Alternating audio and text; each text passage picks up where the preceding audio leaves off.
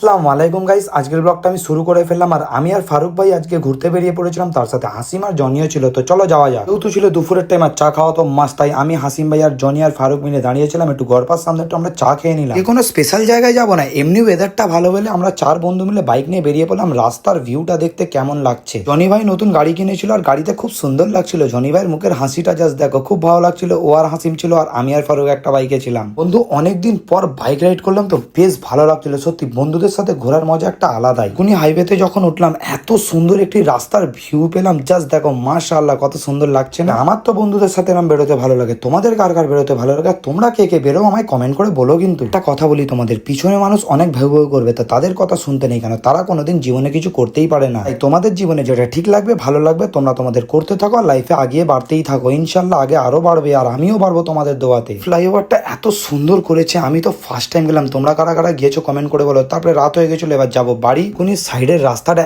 এত ফালতু গাইস, কি বলো, পুরো মুখ হাত খারাপ হয়ে যাচ্ছে। কি জানি কবে ঠিক হবে। তারপরে যারা যারা ক্যাই রোডে থাকো জানো, সবাইকে আমাদের দিনে 10 ঘন্টা 5 ঘন্টা এখানেই কাটাতে হয়। এই রেলওয়ে স্টেশন কোনো দিন শোধরাবে না। মন স্টেশনটার নাম হলো পদ্মপুকুর স্টেশন আর আমরা এখানেই থাকি, আমার বাড়ি পদ্মপুকুর। তারপরে চলে এলাম পাড়াতে। আর এত ভিড় দেখে তোমরা ভাববে কোনো ঝামেলা হয়েছে, না গাইস কোনো ঝামেলা হয়নি। জানো বকরিদের সময় কি আসতে পারে আর কি হতে পারে তোমরা তো জানোই, আমি আর বলছি না। ইনশাআল্লাহ তোমাদের সবাই ঈদ যেন ভালো আর আমার ঈদ যেন ভালো হয়, তোমরাও দোয়া করো। চলো গাইস টাটা, আসসালামু আলাইকুম। নেক্সট ব্লগে দেখা হচ্ছে। টাটা, আল্লাহ হাফিজ।